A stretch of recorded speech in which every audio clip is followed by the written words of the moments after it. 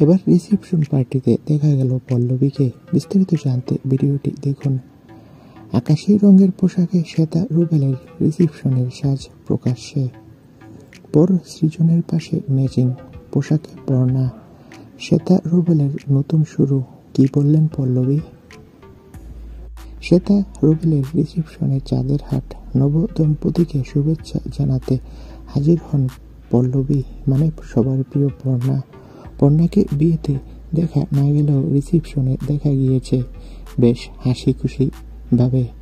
তার গলার নেকলেসটা ভীষণ মানিয়েছিল ওকে।